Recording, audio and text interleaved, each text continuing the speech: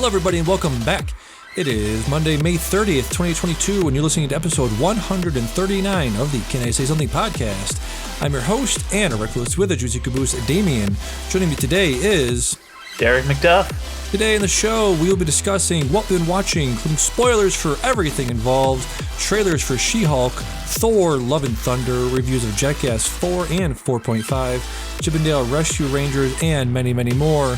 Right into the show, bicycle@gmail.com, bicycle on Twitter.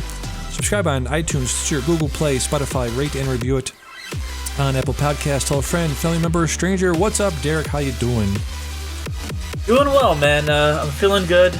It's the end of the week here, so or I guess by the time people are listening to this, it'll be beginning of the week. But I'm good. Memorial Day, I guess it's Memorial Day when you're listening to this, people. So I'm having a fun time. Happy Memorial Day to all their people out there celebrating that. I will not be, because the machine, the cog in the machine must go into the machine and make the machine go, because that's how capitalism works. They were like, I kind of wish I was working because we get time and a half on my job, so I wasn't scheduled. Yeah, I believe we do as well. And it's funny, they were like, hey, so this year we're gonna be nice and we're gonna give you guys the day off on all of the major holidays: 4th of July, President's Day, Martin Luther King Day, all that kind of stuff, right? And they said, we'll give you those days off, but you have to hit your numbers. I'm like, that's not how that should work, because not hitting numbers is completely out of our control. When things go down, it's because major things break and we don't have the parts to replace them. And I am not a mechanic. I'm not a mechanical engineer. I'm a low on the totem pole. So therefore, things breaking is completely out of my hands. So you telling me I can't get July 4th off because a fibrillator broke on the whatchamacallit, that's not really my problem. So that sucks. Yeah. That's no good. That's not great. Nope. So I'm going to start off today with a major accomplishment. I consider it a major accomplishment, getting through Infinite Jest, written by Mr. David Foster Wallace in 1997. 1,000-page book, 1,097 pages, I believe, physical book, 56 hours in the audiobook format. I listened to it at 1.5 speed. Near the end, I was like, I just want to get through this. I'm done with the story he's telling. It's a very well-told story, very well written, very well told. But I'm getting to the end of it, so let's just crank that baby up to 2 times speed. And now I'm having a problem. I'm having a problem, Derek, where I have to listen to everything at 2 times speed because I got so used to Mr. David Foster Wallace's narration there. Now everything seems very, very slow. And I was just watching Stranger Things season 4. It's going well so far. And I don't know if you know this, but they have a feature on there, which is a 1.25 speed increase and a 1.5 speed increase. So I was like, let me check that out, because my brain is broken. I got the brain worms. I'm physically broken, mentally broken in many ways. So I cranked that up to 1.5 speed, and it works. I can follow along, but it's just like, no, I cannot start doing this with a visual medium in addition to an audio medium. Don't do it. No, that is a rabbit hole I do not want to go down, right? Yeah, no, you can't go down that rabbit hole, man. That is, I don't even like to listen to podcasts at that speed. I'm a purist. I'm like, okay, I just got to listen to this at normal speed. And when you speed up the movie, I'm like, I'm just imagining, like Terrence Malick seeing someone watching Tree of Life at 2 times speed, just like, yeah. 2 times speed on their Nintendo N-Gage or their Game Gear, or their Game Boy camera. Yeah. I saw this great thing where somebody had modded a Nintendo Game Boy Advance cartridges and put they had to use 4 cartridges, but it was all of Tenet, and it was just like exactly the way Nolan wanted us to watch this on a Game Boy Advance. That's hilarious. Yeah. So Infinite Jest, really, really good, very, very good. It's like Chuck Palahniuk, the biting satire of late 90s consumerism, consumer culture, all of that stuff. But he also gets into a lot of athletics, American athletics at that period of time, addiction, consumer culture, all of that stuff. So it's a really great, satire everything that Bret Easton Ellis talked about, a little bit of Hunter S. Thompson stuff, because he does get into drugs and alcohol and all kinds of stuff. So it shreds some of those areas too, but, just in a format that's, much bigger, much broader, and 600 to 700 more pages than Chuck Palahniuk ever wrote. So it's a lot of that stuff. Yeah. And if you haven't seen it, I would highly recommend. I think it was a 2015 movie directed by James Punzel called The End of the Tour, in which Jason Segel plays David Foster Wallace and Jesse Eisenberg plays an author named David Lipsky, and it was based on David Lipsky's book called Although, of Course, You End Up Becoming Yourself. I believe it was a book based on his time going on tour with David Foster Wallace. So I'd highly recommend that movie if you haven't seen it. Nice. Okay, I'll have to check it out. Yeah. And also, one last thing about it, it's got this very weird format where, so you're listening to it, and in the background, every once in a while, a female voice will come on and say like a number, like 126, 127, 128. And what those are, they correspond to end notes in the book. And so the way you would read the book was basically a number would pop up next to like a definition or something, or letters that correspond to a phrase. And you're like, okay. Yeah. Little asterisk, little note there that correspond to something. And so in the audiobook, they have a PDF that's attached to it. So every once in a while, you either have to pause the book or just continue listening and read at the same time about, a definition of a phrase, or more getting into more description about a character or a side character or a side plot or something like that. So it's a very, very interesting way of reading a book or listening to an audiobook. Okay. Yeah. Huh. That's crazy. I've never heard that one before. That's interesting. Yeah, that was very, very weird. So, yeah, I can check that one off of my literary bucket list. Finally caught up with Infinite Jest. Yeah. So, yep. Huh. Yeah, very nice. Yeah, very cool. Yep. I want to talk to you about you rewatched Jurassic Park this week, correct? Yeah, so I watched the original trilogy. So like the first three, I actually got a chance to go see the first one on the big screen, which had been a number of years since I saw it in the big screen last in the 25th anniversary, so it had been a few years since I got to see it. The first one it was really cool seeing that on the big screen again. I think the thing I talked about when we talked about this last time when I caught up with it earlier this year was Nedry talking to Hammond about his pay and like you think anybody in this world would debug 2 million lines of code for the price you're paying me? I don't think so. And back in the day, you'd be like, Nedry, shut the fuck up. Let this man of industry, let this genius billionaire, make his project, make his world any way he has to, and if he has to pay you peanuts. And if he has to exploit your labor, then so be it, But now as an adult, you're probably looking at that situation and be like, yeah, I can see that. I can see, people working for Bezos and Elon Musk and being like, hey, asshole, pay your guys a living wage, right?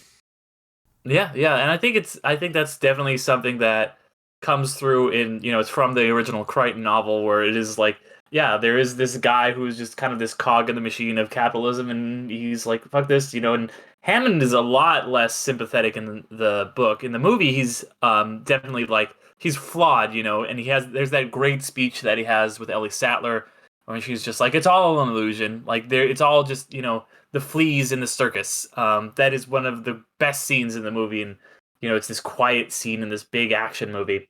But yeah, that's something that really comes through, is these kind of like, these, people have kind of reappraised Jurassic Park and been like, there are some very, like, things that are very critical of capitalism that are in this movie. Just capitalism rung amok, and, it's a lot more, it's a lot more, because Crichton is not the best with subtext, I feel like, and it's a lot more in your face in the book, and it's a lot more subtle in the movie. Interesting. So, and again, watching things later in life, being a more astute film watcher, thing I also noticed about the movie was, it has pretty egregious continuity errors in a lot of the parts. I think one of the biggest parts is, the most famous one of, the T-Rex coming out of its enclosure, jumping over the cage, attacking the car, and then a few minutes later, the kids and forget his name, Neil. Sam Neill. Oh, Sam Neill. Alan Grant. Alan Grant and the kids jump over the railing, right, the concrete railing, and there's like a giant, cliff there that they have to scale down, right? Yeah, it's one of those things. It doesn't really make any sense, and it's like, I'm sure that it would CinemaSins or some other terrible YouTube channels or whatever that misunderstand what makes cinema great would just be like, well, this is why Jurassic Park is a bad movie, and it's just like, shut the fuck up. This is like, there is definitely some stuff like that, but it's like I'm like, it's one of those things that you don't even notice it. Like 25 years later, you're like, oh, okay, wait, that is a thing, and I noticed it because the internet brought up. It's so weird that I never noticed that. Yeah, well, that's what I was going to say. Like, even with those egregious continuity errors that we probably notice now, it's still a great movie. It's still very enjoyable, right? Oh yeah, absolutely. It might be my favorite movie ever. Like, it's definitely in it's in my letterbox top 4 for sure. So yeah, awesome. And how do the other two hold up? So the second one is a decent sequel. I mean, they both have the same problem, which is like, okay, the first one, there's like a good reason for this premise to come on, but they need to have an excuse to have their own premise. They're like, why are these people going back to this island with dinosaurs on it? And it becomes harder and harder for that to become a reason for that to happen. In the second one, it's just kind of like, oh, well, there's a site B that we never mentioned before, and then oh, your girlfriend is there, Jeff Goldblum, and you gotta go back and the second one is fine. It's a decent sequel. Like, I enjoy it. It's not really like the first one is so good. And it's about so many things. And the second one's like, maybe it's about environmentalism. There's not a lot there. The raptor scenes at the end are really bad. It's fine though. It's a fun watch. The Tyrannosaur in San Diego's fun, and Pete Postlethwaite gives an incredible performance as like one of the most complex antagonists in like any movie as far as I'm concerned. So two is definitely worth a rewatch if you haven't watched it in a while. Lost World. 3 is bad. Three is like a straight up monster movie that's about nothing. The reasoning for them to get Grant in it and even have a movie is so ridiculous, where these horrible characters lie and kidnap him essentially to get him on the island, but they're supposed to be the good guys, even though they get multiple people killed. The ending makes no sense. Although there is a Spinosaurus versus T-Rex fight in the beginning that fucking is so cool. You're like, this is such a dumb movie, but this is kind of cool. But it's a nonsense garbage movie. But it reminds me of, there's that quote. I think it's a Mel Brooks quote, and it's about sex, but I think it applies to dinosaur movies as well. And the quote is, and I'll change it to make it apt for this, is, dinosaur movies are like pizza. Even when it's bad, it's still pretty good. Yes, exactly. Yeah, true, very true. Yeah. So I had fun watching Jurassic Park, even though it's an objectively not good film at all. Yeah, the third one.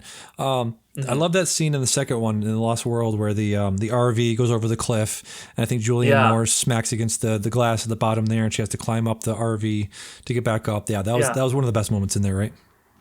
I think so, and I think 2 was like almost just like a collection of really incredible set pieces that don't really hang together as a narrative, but they do work. Like that scene, which is interesting because it's not a dinosaur scene, it's just like a tense scene, but that's the one that people always remember. It gets brought. If you look up movie clips, it's like 3 of the movie clips from the movie are just that scene in a row. It's really tense and great, and there's a part of me that just hopes that like they can find a way to bring back Sarah Harding and Nick Van Owen and just have those characters in the last Jurassic Park movie, because that would be so cool. That would be cool. Yeah. What was I going to say? Yeah, like you said, it was just a bunch of set pieces. Especially the thing I remember again about that movie is the ending set piece where isn't Julianne Moore just doing like gymnastics at a certain point and just like flipping and rotating and jumping onto pipes, and then she slides out a thing that just happens to bring her right out of a tube right in front of where she needed to be, right? So it's Julia. It's not Julianne Moore. It's Malcolm's daughter, and I don't know the actress's name, but like, because there's a thing early on when they're like, she's like does gymnastics, and she like, it's except for the Alan Raptor scene in Jurassic Park 3, it's the worst thing in any Jurassic Park movie, where she does Like the raptors are just so bad at chasing them, and they can't attack them. They're just really dumb in this movie. And the raptor just kind of looks at her while she's doing her gymnastics, and she kicks one, and it falls onto like a thing, and it's like ah, and it's like one of the few times anyone kills a dinosaur in any of the first three Jurassic Park movies. I think it's the first time in any of those three Jurassic Park movies that anyone kills a dinosaur, on screen at least. Yeah. And Jeff Goldblum just like is like, oh, they cut you from the team, and I'm just like, it's so bad. It like almost takes me out of the movie. Yeah. Jesus, that's awesome. Yeah, can't wait for the last one, and number 6 coming out June 10th, I believe. Very excited. Yeah. June 10th. Cool. June 10th. Nice. So moving on, I want to show you something very, very cool. I got an invite to a thing called Midjourney. This was a few months ago, and I put in my email, and I got an invite to a beta thing a few months ago, and I finally got the invite back. I forgot about it, and I just got into it this weekend. And what it is it's an AI generator. Let me share my screen real quick so you can actually see what I'm talking about here. And so what it is it's an AI program, and you just plug in words, and the more words, obviously, the better results you'll get. And so this person that we're looking at, this image we have here, is AI generated. Nobody drew this. They just put in words for this. And it's basically like a Renaissance painting. It's like a, see if I can find the right words here. Cherry blossoms in the background. Yeah. It's like angels on a winged on Jesus' cross. It's all use little keywords to put in, and it basically kicks out, realistic or unrealistic as you want, the AI will do. So I'm just scrolling down here, and you can make it as cartoonish, as artsy, as hand-drawn as you want. It says skull horror, haunted, screaming, laughing hellscape in an art deco style. So that's what that looks like. And it's just a very cool thing where it's just like, this could be the future of, freelance artistry. You might put in a thing here and get it generated, and you can obviously take this stuff out and put it into Photoshop and edit it the way you want. But I just think it's really cool that you get such a really detailed, and it could be a product that you just put out there, and be like, this is what I'm doing. And it's it's questionable. It's like, what is art? Yeah. What should you pay for? What is, if a human's not making it, is it really human drawn art? Because this is just incredible. Look at the detail in this. I'm showing a picture that the prompt was Icarus flies too close to the sun, Mucha style. And it works the best if you put in known artist style. So it'll come back with something in their style. So very, very detailed stuff. So I just thought it was a really cool thing. It's just incredible that you put in the words high detail, cyberpunk style girl with angel wings on Jesus cross. And you can you can tell it just to do, something like this and then do a variant of it. Or you can do something like this and just kick back a higher res version of whatever that is. So I thought it was really cool. Resident Evil 7 man, dark corner, and it kicks back something really cool. And then it does, it can also do, fonts or like a brand styled thing, so people can just sort of do that. Yeah, I thought it was a very interesting AI generated program that they have on Discord. That does bring up some interesting questions about art and what if there's an artist behind it, and if there's not, does it really still count as art? Yeah, I'm looking at a cat. Unicorn cat, very detailed, and it's just the most incredible thing you've ever seen. Every time I scroll down, it's like, holy shit.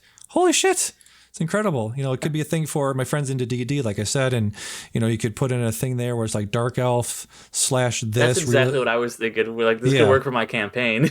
Yeah. You could create characters, you can create sceneries, environments, dungeons, plug in the right keywords, and it'll kick out something just like this. So I thought it was really cool. Yeah, absolutely. That's a trip. Yeah. So there was that. And so we've got a bunch of trailers that came out this week. And the thing is, again, talking about CGI and generated stuff, the She-Hulk trailer dropped. And this is not on the same level of something like the ugly Sonic. The ugly Sonic, yeah. Yeah, they came out last year that the internet was in an uproar and they fixed it, but then they brought it back for the Chippendales movie, which we'll talk about in a minute. Oh, man, I'm so excited. So, yeah, what did you think when you first saw the She-Hulk trailer that dropped this week? Well, see, the thing is, I don't really watch trailers, so I only saw a couple like angry people on the internet and like, look at how bad this looks, and just like a still image, and I'm like, huh, that's interesting. I wonder how that's gonna be. So, and I'm Yeah. like, that's not a great look. It looks very Shrek-like, very green, like the Yeah. vibrant, like the green of like it reminded me of the 2003 Ang Lee Hulk. Like that's what it Yeah. reminded me of a lot.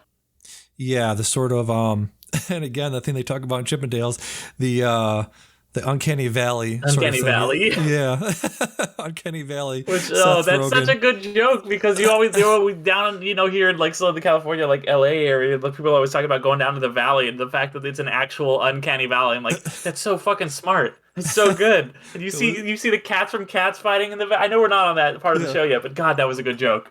Very good joke. And then alongside that, we have a brand new Thor: Love and Thunder trailer, which is pretty incredible. We get our first look at Gore the God Butcher, played by Christian Bale. What was your reaction to this trailer? Or did you? You don't watch? Sorry, you don't watch trailers. You said, but Yeah. did So you see any clips? I saw the picture of Gore the God Butcher, so I was like, this looks interesting. It looks cool, like Christian Bale. Like, there's all those memes that are like the concentrating guy with the veins in his head. Like they just parade him out, and like it's like, but what I have seen is not. I haven't seen the trailer, but because I've been watching a lot of the NBA playoffs, Taika Waititi did this thing where it's like him and Tessa Thompson and Chris Hemsworth, and they're just like sitting on a stage, and Taika's like, "Here, I did something incredible, all right." And I made a tree. Where I want to get the word out. The trailer's online, and he has Kevin Love, the famous basketball player, holding up just like cardboard stock and just dropping it, saying like "trailer available now." And he's like, "It's beautiful, isn't it?" And Chris Hemsworth's like, "Yeah, that's great." And then Kevin Love's like, "I like the title, Love and Thunder," and it's just like, okay, cool. Yeah, to me they're like it's so people who haven't seen it is it's Christian Bale, pretty much just his face covered in it's all silvery, it's chrome, it's his lips are black, his eyes got chrome. Yeah, his eyes are blackened. He's got scars all over his hands. So I think what they're doing here, and tell me if you agree with this. They had one of the big criticisms of the second Thor movie. What was it called? I'm blanking on the name of it. The Dark World. The Dark World. Basically, the big criticism was that they covered Christopher Eccleston, the Dark Elf Malekith. He played him in that. The big criticism was, they covered this incredible actor who can convey so much emotion in his face, and you just plop this incredible amount of prosthetics on his face. You can't really see him convey much emotion. So I'm wondering if they took. They overreacted to that and didn't put any prosthetics on Christian Bale's face. What do you think? Yeah, I mean that could have been it. A lot of actors do complain about like having to go into prosthetics so much, and then just only having a couple scenes for the movie and not being worth it. Like for example, that's why Alan Cumming famously didn't come back for the third X-Men movie back in the days, because he had to sit in a chair for 8 hours and then just do 2 scenes. And so I do think that giving that is kind of like a lot of actors' reaction is to just be like, hey, let me do this thing. Let me do this, maybe touch it up digitally or whatever. So I think we are going that way a little bit. Yeah, and they have the picture of the actual Gore the God Butcher from the comics right below it, and it is very Voldemort looking. Yeah. He doesn't really have a nose at all, very smooth mouth. I guess if you were going to translate that directly to a live action movie, I guess it would look a little Voldemort-y, but yeah, I don't know. It's just like it just looks like Christian Bale. His body and his normal arms are just like, oh boy. I don't know. Maybe he should have put some extra padding on his arms, because he's getting up there, and I think those transformations that he's done over the years is really taking its toll. So it just looks a little, I don't know, little weird is what I'm thinking. Yeah. So that was pretty cool. I'm looking forward to those. Thor comes out in July, and I believe She-Hulk is in August, I think was what they said for that.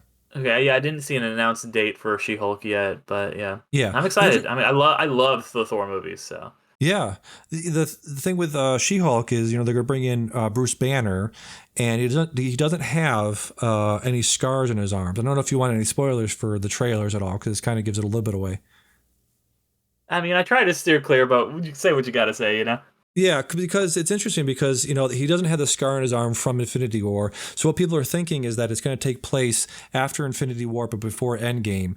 So that could be interesting. And it's, What was the other thing? Oh, because the stinger at the end of Shang-Chi, they show human Bruce Banner with a sling in his arm. So that clearly takes place after Endgame, right? Yeah, a little bit after Endgame. Also, that's definitely after Endgame. Yeah, just went back and watched that stinger again, and there's like a beacon. I guess I forgot that they mentioned there's like a beacon. Glowing off of his rings, and they're like, where is this going? Who is this attracting? Who is this calling? So that's another just another little tendril, another little what do they call those things? Things that go off and you never really get answers to them. It's another just like a. Just kind of a drop plot line or whatever. Yeah, plot line. Yeah, I don't know if it's dropped. I'm sure. I feel like it's going to come back in some fashion, but maybe not for a while. Maybe not until Shang-Chi 2 or something. We'll see. Yeah, those are the thing I was going to mention too. Is myself and a lot of MCU Marvel people are just very impatient now. We have 2 years of coronavirus. It's killed millions of people. It's destroyed jobs, economies, social structures. But I think the worst part of this, right, is that we're getting slightly less good-looking CGI. That's what's the worst thing, right? Yeah, exactly. Yeah. That was the problem. Yeah, that's the problem. Yeah, but no, there was an article I read. Basically why is CGI looking less good nowadays, and it went into things we just know. We probably just know what the problem is. It's just everything's being pushed to its absolute breaking point, beyond its breaking point, really, because you have so many shows and TV shows. There's 7 TV shows probably debuted since we even started talking, and every single one of those shows and movies has to have a little bit of CGI just to put it in the background or make something, put something on a phone to make a graphic on a phone. There's CGI everywhere nowadays. So, all these production houses that are churning out and rendering all of this CGI are basically being pushed to their limit. And that includes Marvel stuff, because Marvel doesn't have an in-house CGI team. They're just like any other movie studio where they contract out every single, CGI that's put into their movies. So all of these, production houses are, coronavirus is making them work from home and separating them and shutting down their major studios. So it's definitely something where we just have to be like, okay, I understand. It's fine. Yeah. It's fine. Yeah. That it's great that it's even being made, right? Yeah, definitely. Yeah. So rest in peace this week to Ray Liotta. I believe he was 67 years old, around there. Yeah, 68, I think, maybe.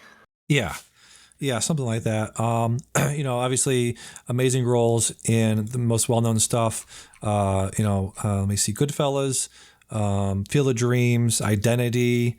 I see that pop up a lot on TikTok where people younger than us are like, have you guys heard of this crazy movie called Identity from 30 years ago? Ooh, James Mangold directed Identity, has one of the biggest twists of all time. I don't know if you've heard of this, seen this movie. I haven't seen it. If it's James Mangold, I should watch it because I love James Mangold. Yeah, incredible twist. He was in John Q, Copland. What did I just mention? Oh, Hannibal. I remember being in school and somebody coming in and being like, dude, there's this movie where a guy eats his own brains. I was like, what? Is that even physically possible? What the fuck?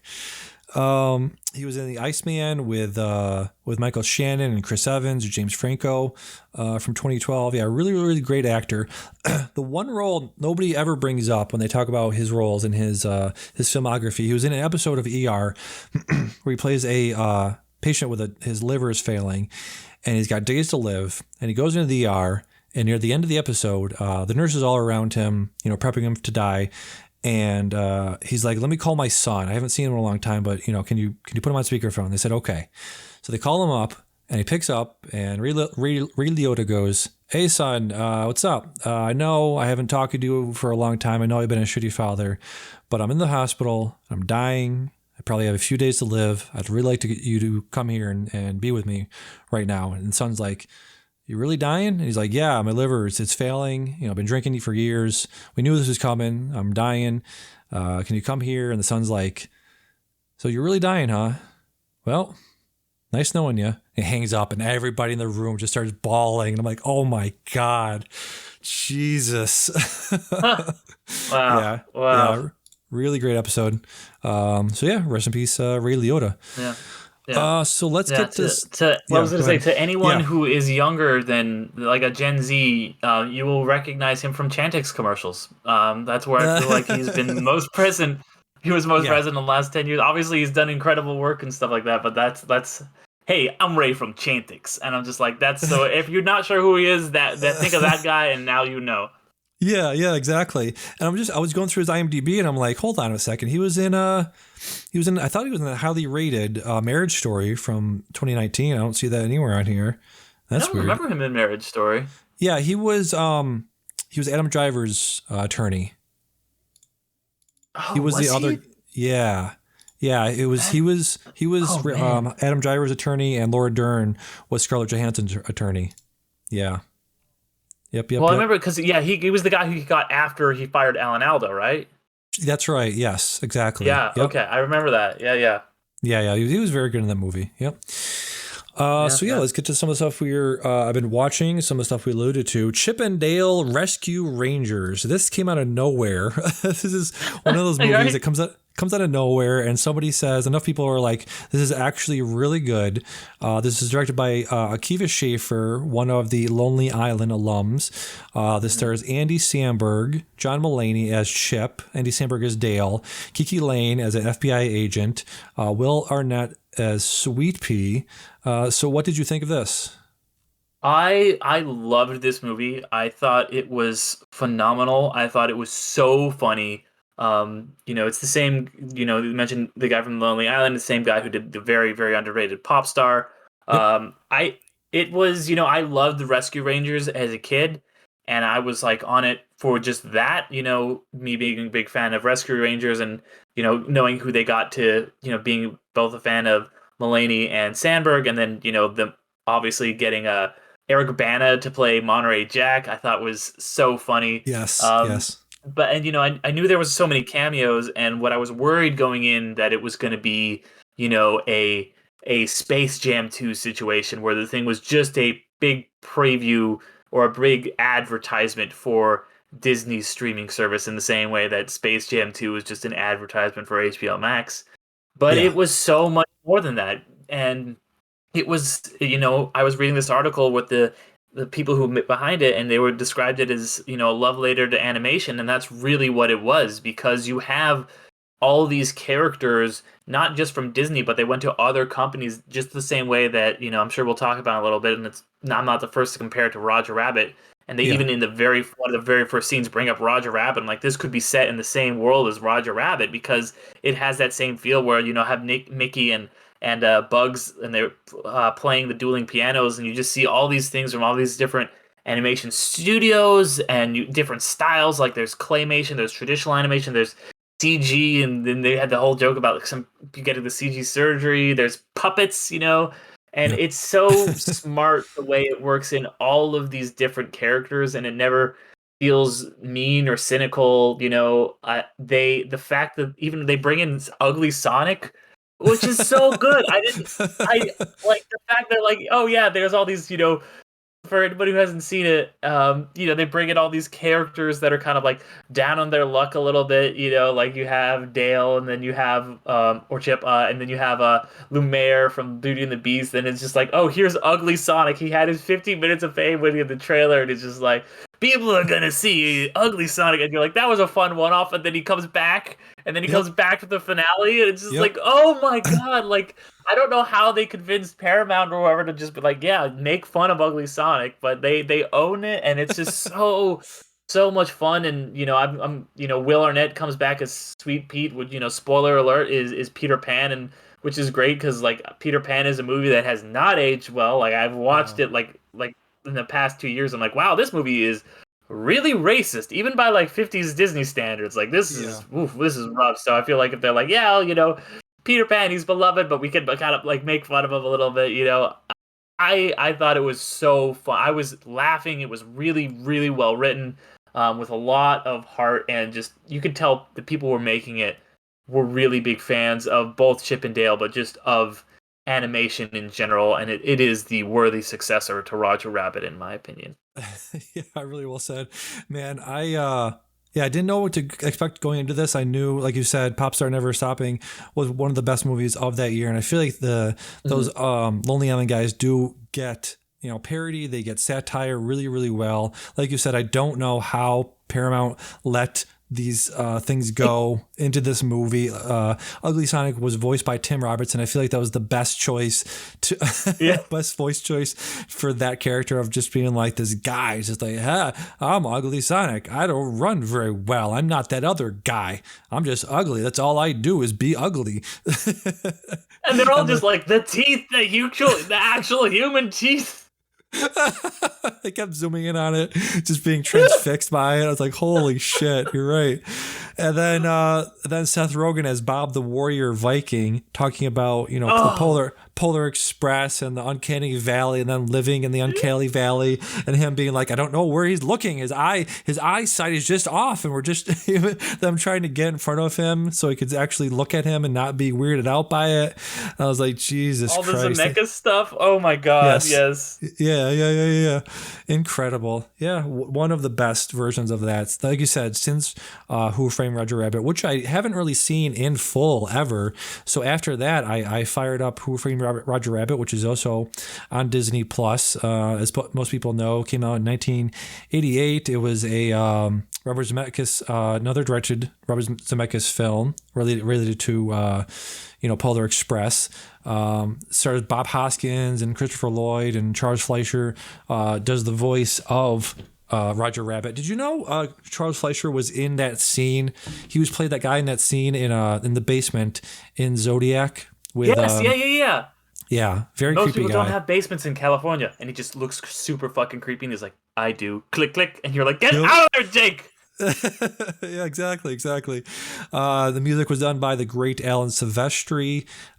This was actually, it was very interesting because I want to do a video on the history of meta commentary and meta humor and all that kind of stuff. The original Roger Rabbit was a book from 1981 written by Gary Wolfe. It was called Who Censored Roger Rabbit? And it was basically, Roger Rabbit was not a animated cartoon star. He was a comic strip character. And so in the book, he references people like Dick Tracy and Snoopy, Dagwood and Beetle Bailey and Hagar the Horrible, which is interesting. The copyright stuff and the infringement stuff was probably not as big of a deal as it is today, but still it's very cool that they were able to reference people like that. So I definitely want to look into the history of referencing other characters in the same medium. I think it's a really, really interesting thing because obviously today that is everywhere with, multiverses and Space Jam and other it's the like I have here, it's the Fortnitification of all media. It's just like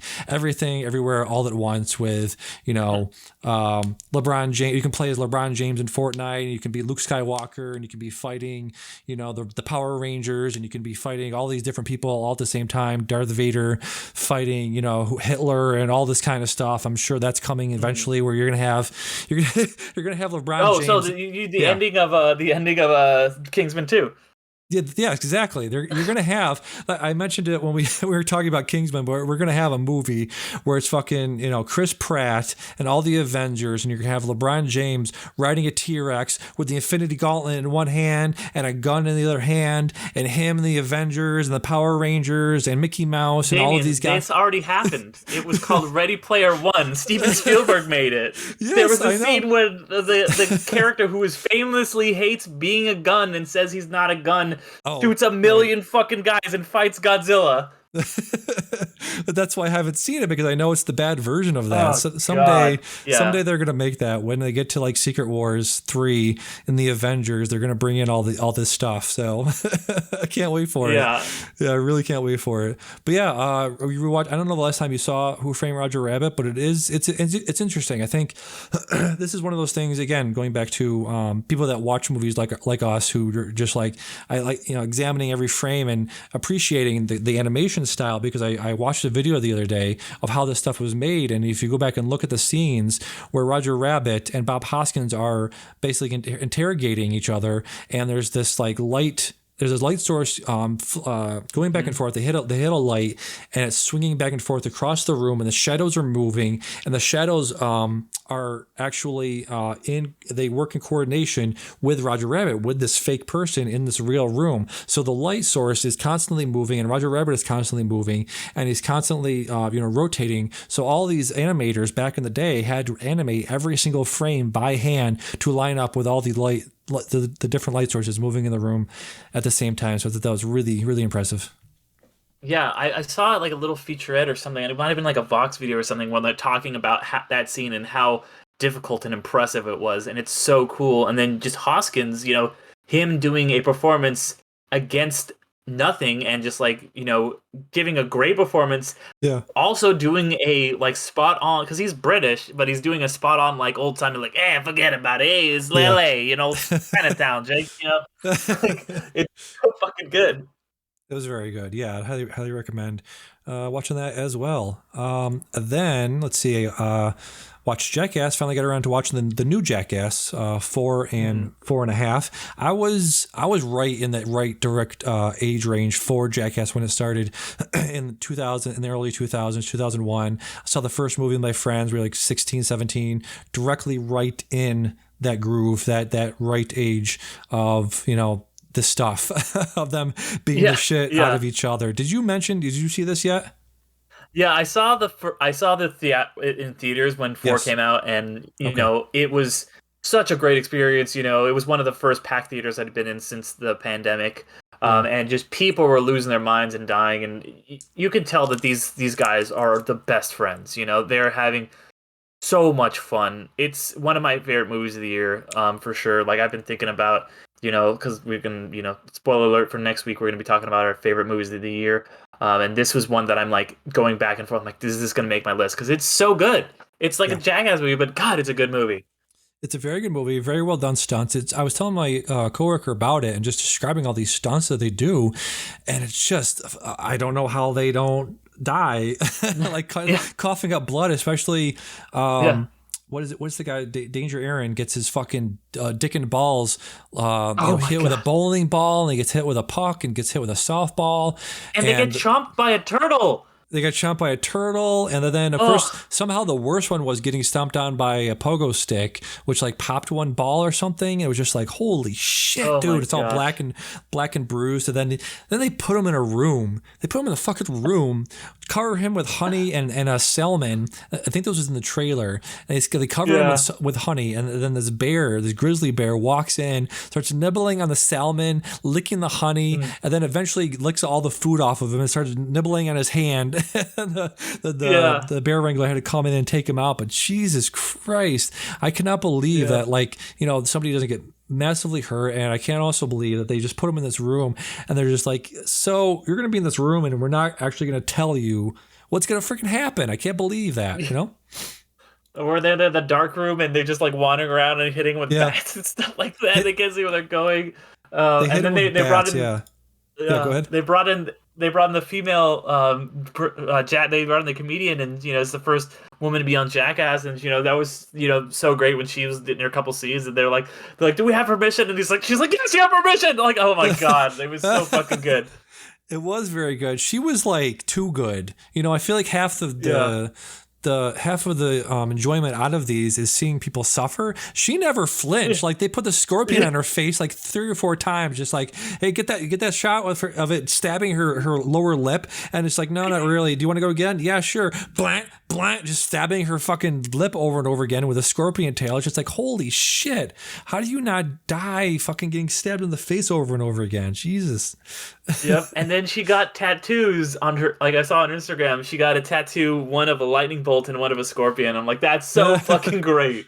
That is great. Yeah. If people haven't checked this out, it's really incredible that they're doing all of this stuff like 10 years after the fact, and they're obviously older, but they haven't missed a beat. It's the same people. The first stunt, if you watch 4.5 on Netflix, the first stunt that they filmed them doing back before I think it was the end of 2019, the first stunt they filmed after not doing this for 10 years was pouring like hot sauce up their ass, and then they fucking like, okay guys, stunts over, recovery time, here's some popsicles, take the popsicles, shove them up your ass. Okay, great. Shoving popsicles up their ass. Of course, they pull them out and they suck on them, and then one dude just breaks one off up his ass, and then shits it out. It's like, they never stop. They will never stop. Yeah. Ever. It's so great that like the end credits where it just shows like them doing similar stunts side by side of like them when they were doing it like the first one, like the first and second Jackass, like 10, 15 years ago, and just them doing all these things now. It's like, yeah, these guys really don't miss a beat, and they're just having so much fun. Yeah, a lot of fun. Yeah, absolutely. Okay, so after that, so I check it out. Excuse me. Still got a cough. You all right? Yeah, You good? Yeah, I still got a cough from the old Corona. The COVID cough. Yeah. So, Love, Death, and Robots Season 3 debuted on Netflix this week. And I think last time we talked, you said you hadn't seen any Love, Death, or Robots. Have you caught up with any yet since then? None of the above. Still 0 for 3. Okay, that's fine. I know Fincher made one, and I need to check that out. So yeah, he did indeed. And I'm trying to look through and see which one he did. Let me see. They have all the ones put here. But yeah, I'm not sure which one he did, but it's definitely a step up from season 1. The only thing I will say, it's a lot of violence, a lot of guns, a lot of killing, a lot of guts. And I revisited season 1 after I saw season 3 just to refresher. And it's so much more. It's a variety of animation styles. It's a variety of storytelling styles. It's a variety of themes and ideas in season 1 and that's one bar that they have yet to hit with season 2 or 3. But also just the idea in Zima Blue, which I won't spoil too much of it for you, but just the ideas that they have without telling, showing without telling is one major storytelling technique that I always appreciate because it's rarely done and rarely done well. It's basically a story about an artist who, this is Zima Blue. It's a story about an artist who was like drawing these little small murals, and they kept getting bigger and bigger. And the reason it hit me so hard was that I used to have dreams as a kid of floating out of like a building and floating into space, but I was always like just a few inches away from catching something. And the thing that he's doing in this short was he's building these gigantic murals, these massive murals that would start on the Earth and go all the way up into the sky, into the atmosphere, out into the moon. It was really incredible, the scale and the scope that they were working with that. And there's all these other ones that are also very interesting and using no violence and no guns and no shooting, none of that kind of stuff. So I would highly recommend the season 1. And season 3 does some also interesting things, but it just still doesn't hit the highs that season 1 did, unfortunately. Okay, yeah, because I am interested. I do like anthologies, and it's one of those things where it's like, okay, I could watch an episode or 2 of this. It's just there's so much TV. But yeah, I will definitely watch the Fincher one at the very least because he's one of my all-time favorite directors. Yeah, there's a lot of TV. I think you're going to talk a little bit later about Better Call Saul. That's a lot of TV. It's 6 seasons there. So, and Stranger Things just came out, and I've seen a few of those. I think I've seen 3 or 4 of those, like I said, and they're like an hour and 15 minutes each. So yeah, just too much. It's too much. Yeah, too much. I barely had time to even watch. We're going to talk about it at the end here, Obi-Wan, and I'm like, because it came out, Friday night. We're recording Saturday, and so I was out in the world watching a movie, and then hanging out with some people, and so I didn't have any time to watch it. And I worked earlier that day, so I had no time, and I just had to watch, and I had worked again today, and so I had just basically before I went into work, I was like, okay, do I have 3 hours or whatever to watch 2 episodes of this? And I was like, luckily enough, I had just enough time to catch a couple episodes so that I could okay, there's so much TV to watch. So yeah, so much overindulgence. Yeah, but I do. I don't know how appreciate Joanna Robinson and all these guys do it. Yeah, well, I mean that's their job, really. I saw this TikToker just a few hours ago saying that in the last 48 hours she watched what was it? The new movie, what's that? Top Gun Maverick. She watched the old guy, the new guys, what's that movie? The Bad Guys? Yeah, Bad Guys. The animated movie. Yeah. She watched that, and she watched the entire 4th season of Stranger Things in the last 48 hours. So I was like, Jesus Christ, how do you even do all of that? how do you even not just watch it, but also process it and then say things that are articulate and thoughtful right after watching it? It's incredible. Yeah. So let's dive into Kenobi. Obi-Wan Kenobi. Hello, Mr. Hello there himself. Ben Kenobi. Ooh, Ben Kenobi. Old Ben Kenobi. Old Ben Kenobi. Old Ben. Old 52-year-old Ben Kenobi looking like a 25-year-old. Like, get the fuck out of here with your perfect hair, perfect jaw, perfect skin, perfect beard. How is he going to turn into Sir Alec Guinness in... It would be about 9 years at this point. 9 years. Okay, well... Yeah, maybe he won't. But I mean, if you go back and look at like presidents, like actual human people that are presidents for 8 or 9 years, Obama looked like shit after his tenure. Bush looked like shit after his tenure. Trump always looked like shit, so that's not really a big change there. But anyways, Obi-Wan, 2 episodes dropped this week. This takes place 10 years after the end of Revenge of the Sith, after Vader becomes Vader. So Vader's been Vader for 10 years. He's probably started definitely well into building the Death Star, right? Kenobi's been in hiding ever since. The Jedi are in hiding. Very similar. Somebody mentioned this on YouTube or TikTok or somewhere. They mentioned it's a very similar place that Luke Skywalker was in The Last Jedi.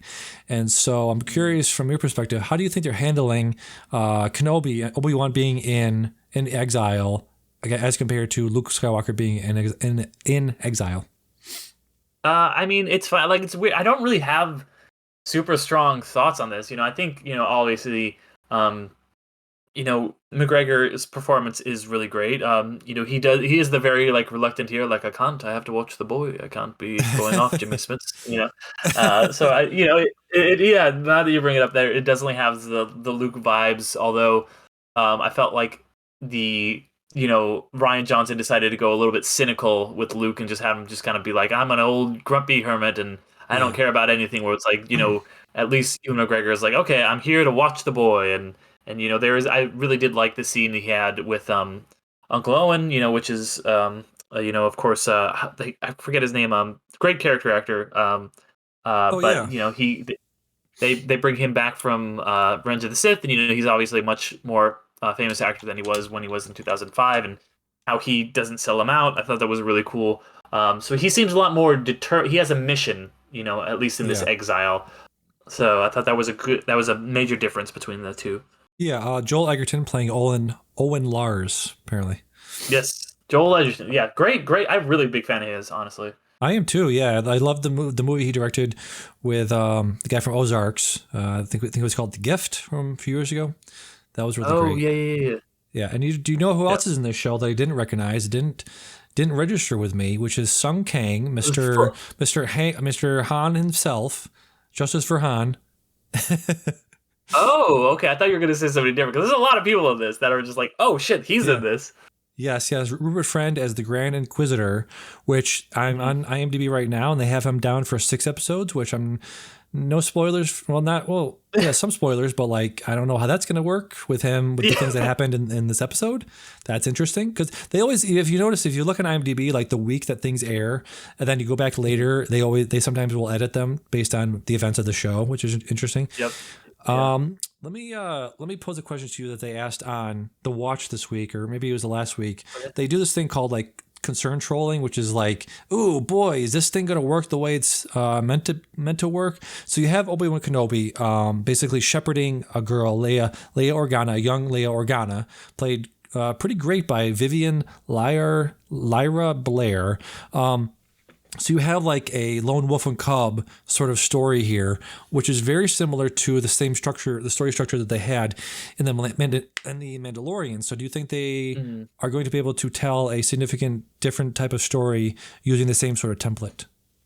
I was very surprised when he's like, oh, here you are. And then they're kind of going over. I thought he was going to be like looking for her, and he was going to find her in the last or the second last episode. Because then they have the fake out, and it's like, oh, it's not really her. I'm like, okay, well, they're not going to have him find her that quickly, but then he just finds her in the next scene anyway. I'm like, oh, okay, I wasn't expecting that. So I have no idea where they're going to take this, because I was not expecting, I don't think really anyone was, it be a him and Leia thing. I think a lot of people were expecting it to be like a Luke thing. And which makes sense, because Leia has this respect for him and reveres him in the beginning of New Hope, and is like, oh, he helped my father in the Clone Wars, and it's like, okay, it makes sense that they had a personal relationship, and they never actually have a scene in that movie, so that makes a lot of sense, and it works. I have no idea where they're going to go with it, honestly. I don't think they'll do too similar thing to Mandalorian, but I don't know what they will do. Yeah, I don't know either. Just a thought I had just now.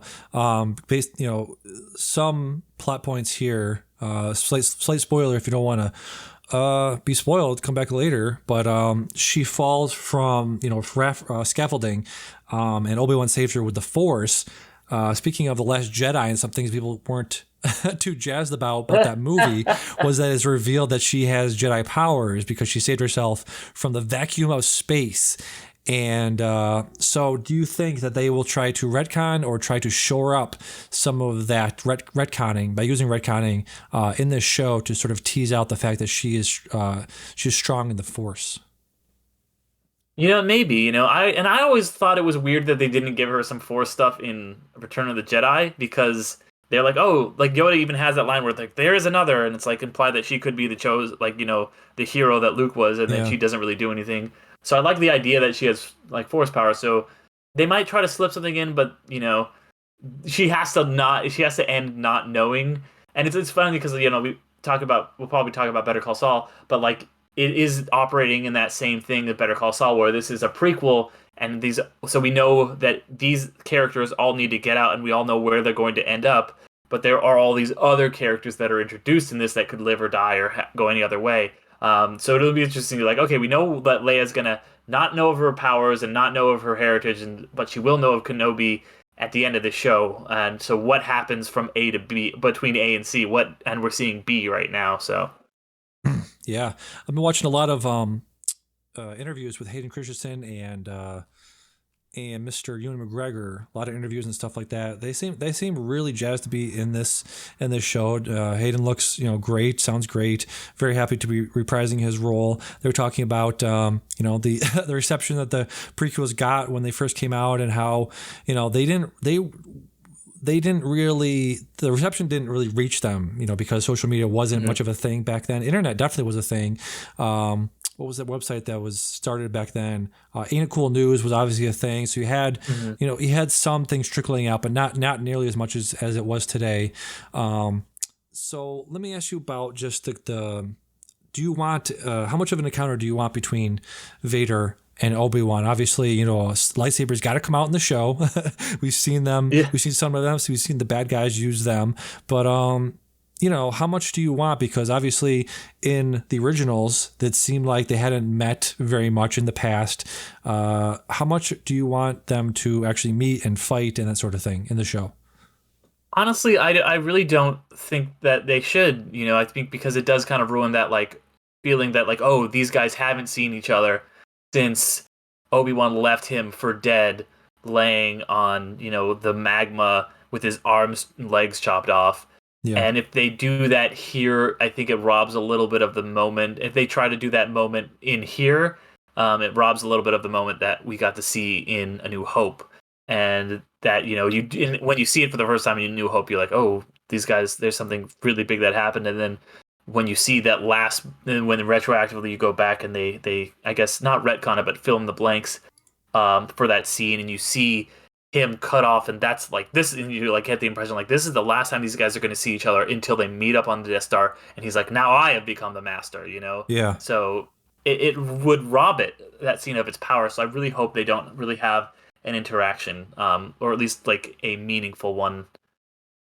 Yeah, be very, very interesting to see how they handle that. If they see each other, if they passing by, they have to show him. Obviously, they teased him at the end of the second episode, so it's gonna be very, very interesting to see how they handle that. One last thing I want to mention about it: they had, speaking of references to the originals, very reminiscent scene when Obi-Wan comes and rescues Leia in that room. I thought they might say something like, "You're a Jedi. You're kind of short for a Jedi," or something like that.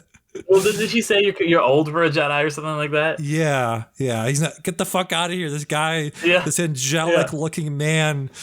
Oh my god! I still can't get over that. He's 52. Good lord. Oh man, it's like the thing where people are like, yeah, did you know that Viggo Mortensen is now older than Ian McKellen was when they were like in Lord of the Rings? Like that. Yeah. That's crazy to me. Yes. Very quickly, just want to mention, interested to see Mr. Cronenberg's new movie. Viggo, it's in that. Léa Seydoux in that. I think it's called Crimes of the Future. Been hearing very good things out of the Cannes Film Festival, so definitely looking forward to that later this year. Yeah, I'm glad he's combining his two eras, which was his body horror era and his Viggo era, and now you're getting both. Yeah, Viggo body horror. Can't wait for that shit. So speaking of weird movies, weird horror movies, you saw Men this week. Very, very, very divided. Very divisive movie. I've seen great, I've seen good, I've seen okay. What did you think of this movie? Well, yeah, there is some weird body horror stuff in this for sure. Absolutely. You didn't see it, did you? I have not yet. All right, I will avert from spoiling it then, but I went in with very, very high expectations. I'm a huge fan of Alex Garland. I've loved everything that he's done that I've seen, both as a writer and director, obviously Ex Machina and Dread and Sunshine, all these great films. And so I went in being like, okay, he's making a horror movie, social commentary, and I kind of thought, people were like, well, it's a man writing about how terrible men are. I'm like, but I could see it if it's like, the way that Stephen King, when he wrote The Shining, he's like, this is a story about like my thoughts that I had as a dad that I'm like, these are not good thoughts I have. And it's like, maybe Alex Garland is like, these are thoughts I've had as a man that are very toxic. And it's none of that. It's bad and kind of boring. It's weird and it's muddled, and you're like, what are you saying, really? I guess that men are shitty, which duh, and they're creepy to women sometimes, and it feels like it's nothing. There's this Vanity Fair article that I was reading right after I saw it, and the review's title is Men Necessary?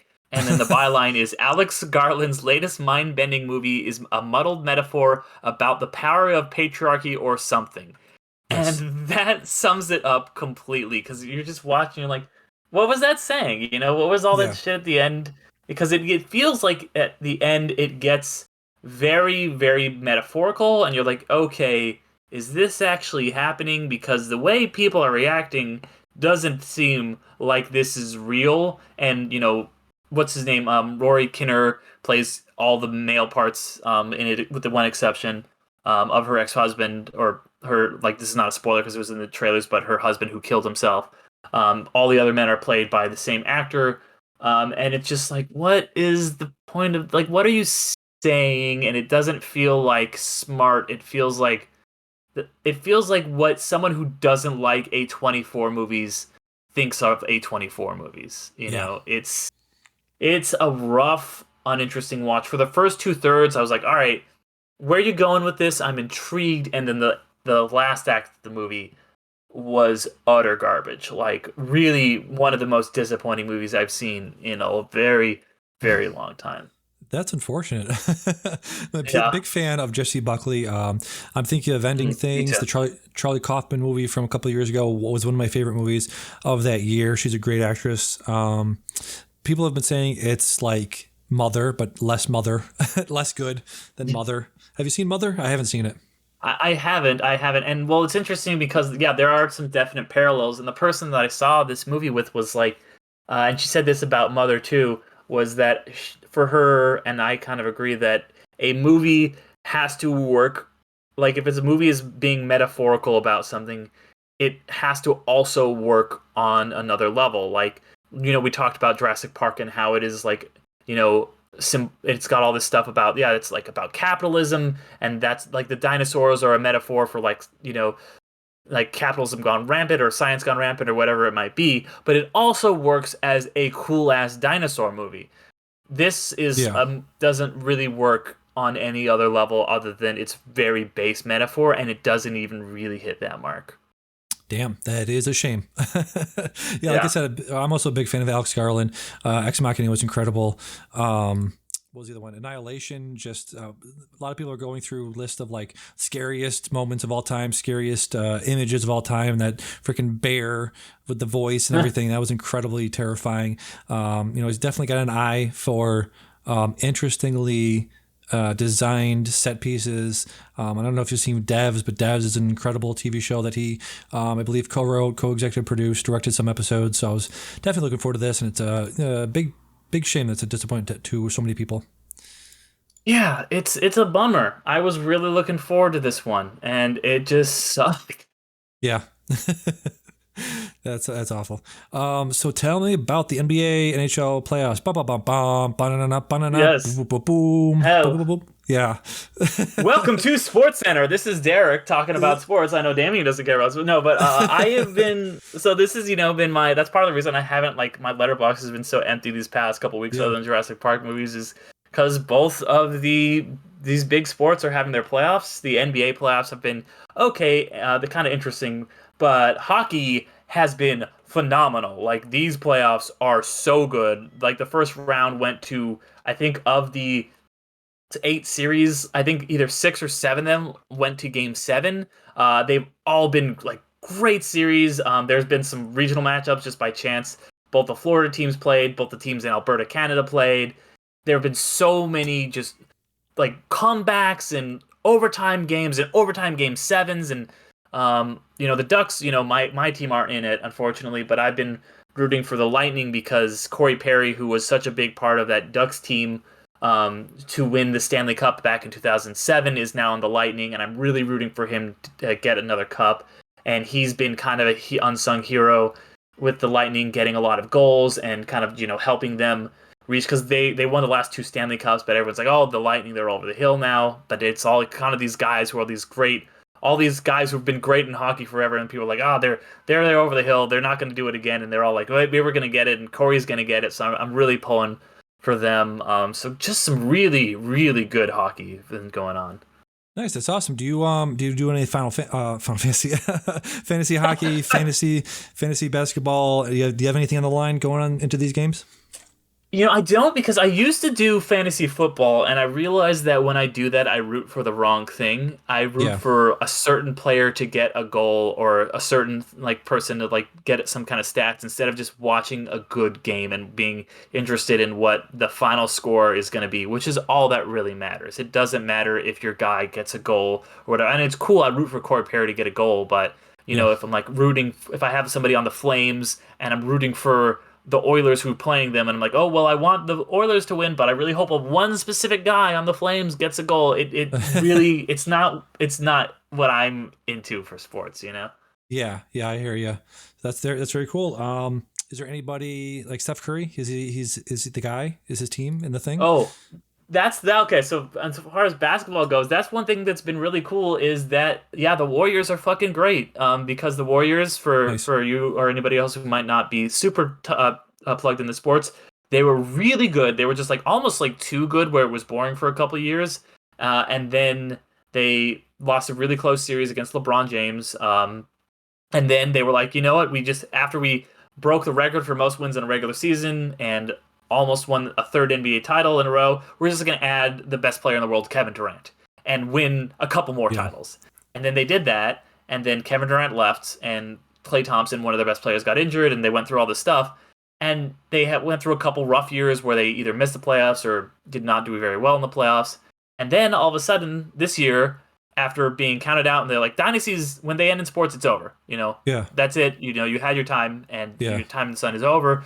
But the Warriors were just like, guess what? We're back with almost the same exact core. Like, everyone's back except like the same four guys who got it done before Durant, got it done with Durant, are now going to do it after Durant, and that's incredible. Like, I love Steph Curry. I think he's great. I know there's a lot of people who hate Steph Curry because he's got a big personality, but I'm rooting for him. He's never won the Finals MVP, which is it makes sense. Like, it's kind of a shame. He probably should have won a Finals MVP in like 15. But yeah, I'm really pulling for him to win. They just kind of tore through the playoffs, took down everybody, and they're in the finals now. They're going to either be playing the Heat or the Celtics. I think by the time that this is out, you guys will know if the Heat or the Celtics won that game 7, because it's happening on Sunday.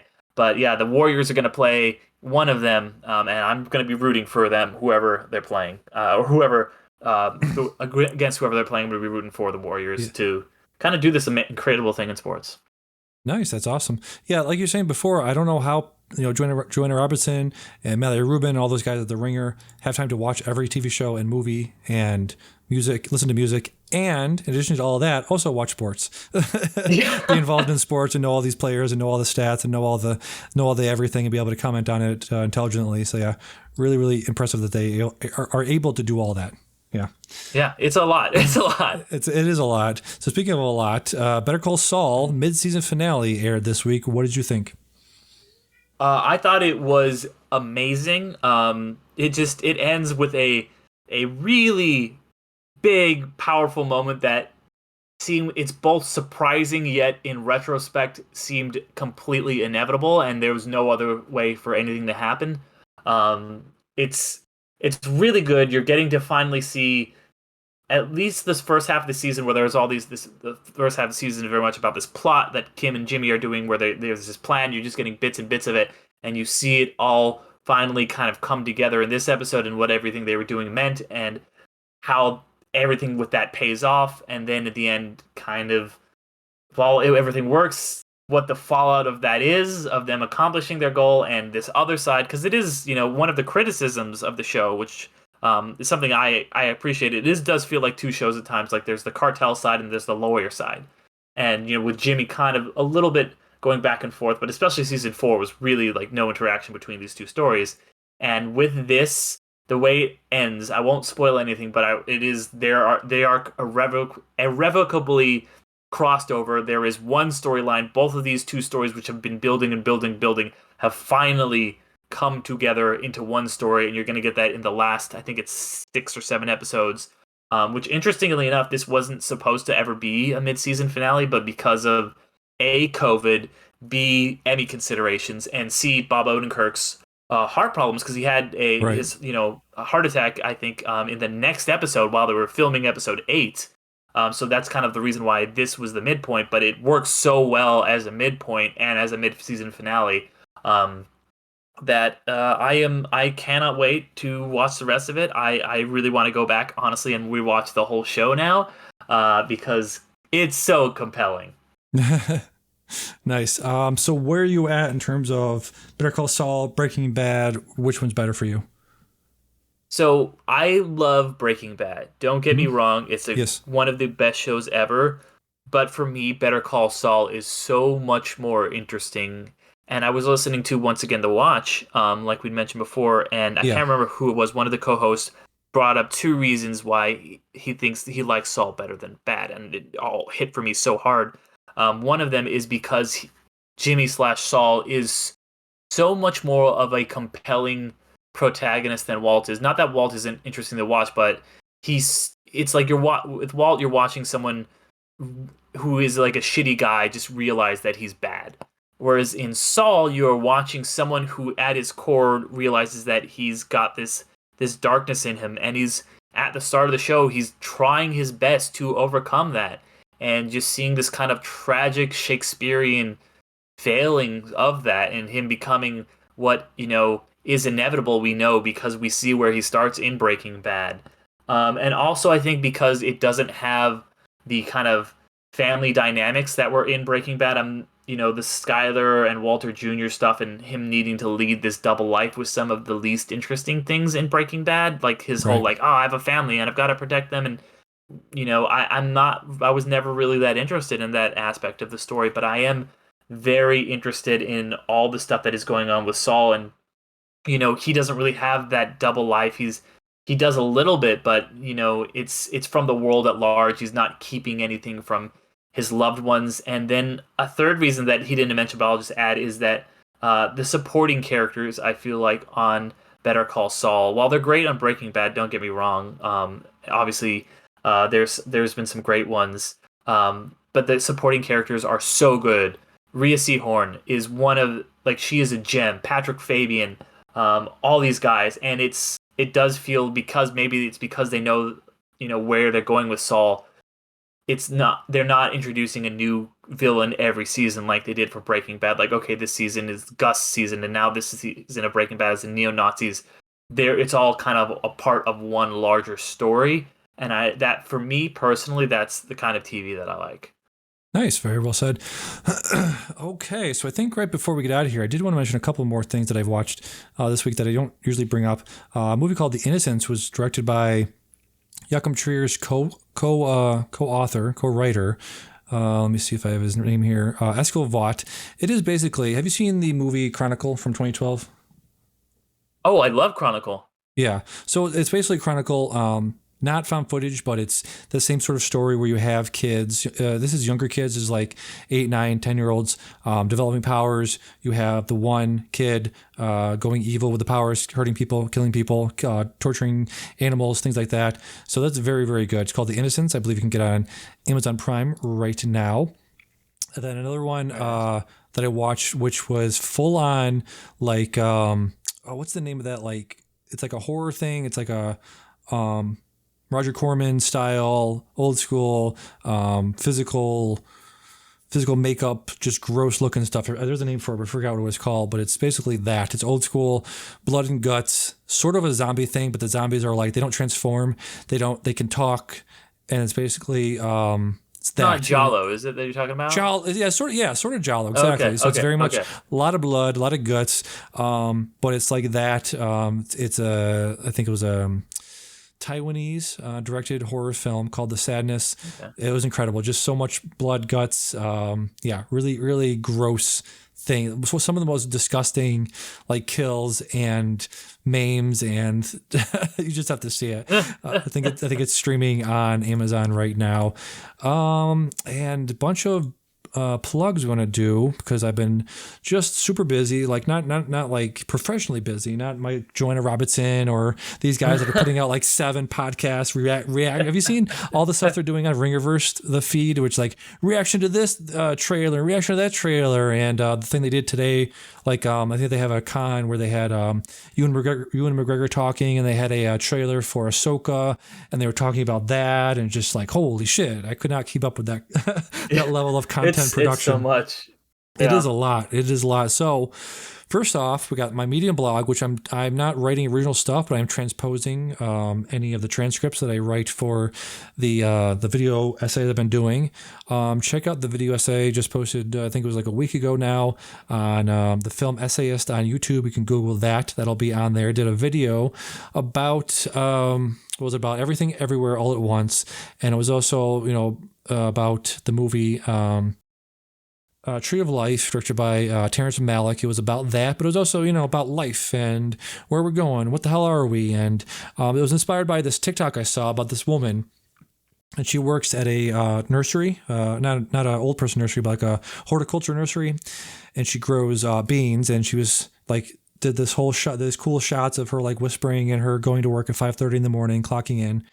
And she's doing her job, and she's about to leave, and she's like, they're sitting there and talking, and I don't know what they're talking about, and I'm just standing on the side thinking, and my mind starts to drift, and I start thinking about time, and I think about how we don't think about time, and how it just sort of affects us without us thinking about it, and how we just sort of drift through life, and we get older, and our parents get older, and our dogs get older, and everybody sort of just crumbles into dust, into nothingness, and we never really think about it. So it was very much about that. So I posted that this week on my YouTube, and a bunch of Letterboxd reviews are also on.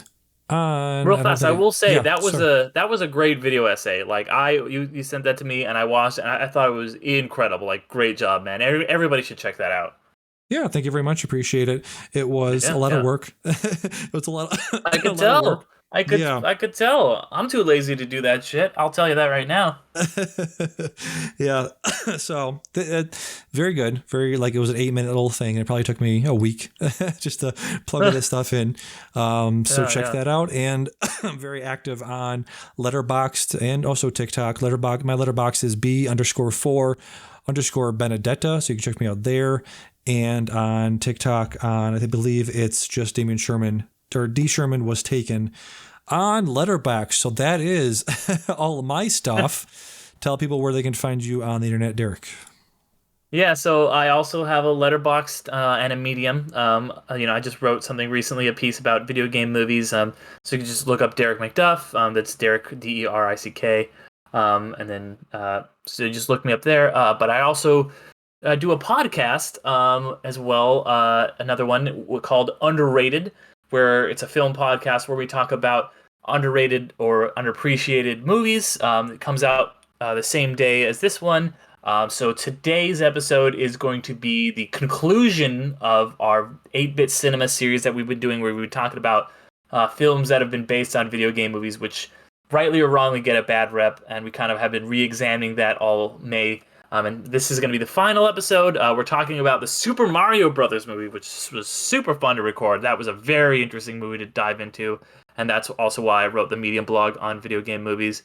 But yeah, you can check all that out. You know, it's however you're listening to this, go ahead and listen to Underrated.